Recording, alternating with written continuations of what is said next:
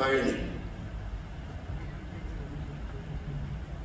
ഇന്നത്തെ കാലത്ത് ഒരു വലിയ താരത്തിനോട് പഴനിയുടെ വേഷം ചെയ്യാൻ പറഞ്ഞാൽ അത് പറ്റില്ല, എനിക്ക് പരിക്കുട്ടിയായ മതി എന്ന് പറയും.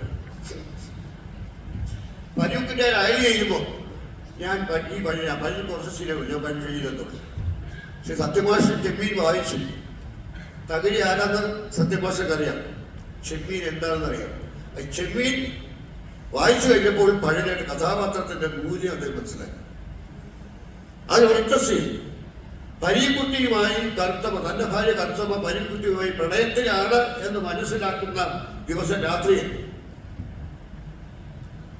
ഭാര്യയെ കരണത്തടിക്കാനായിട്ട് അദ്ദേഹം കൈമുക്കും. ആ കൈ ഇങ്ങനെ വീശാൻ തുടങ്ങുമ്പോൾ പെട്ടെന്ന് അതിലെടുത്ത വിശിക സുബ്രജിയാണ് സംവിധാനം രാമുകാരിയാണ്. അതൊരു ഷോട്ട്, ആ ജനിച്ച കുഞ്ഞിന്റെ ഷോട്ടാണ്, ഒരു കുഞ്ഞിന്റെ ക്ലോസപ്പാണ്. പെട്ടെന്ന് പഴി കുഞ്ഞിനെ പുറത്തു നോക്കുന്നു, പെട്ടെന്ന് ആ ഭാര്യ തല്ലാതെ കൈ പിൻവലിക്കുന്നു. അവരൊറ്റ ഷോട്ട് കണ്ടാൽ മതി സത്യൻ മാസ്റ്റർ എത്ര വലിയ നാട്ടിലാണെന്ന് മനസ്സിലായത്. അവിടെ ഡയലോഗില്ല, ഒരു സംഭാഷണം പോലും ഇല്ല.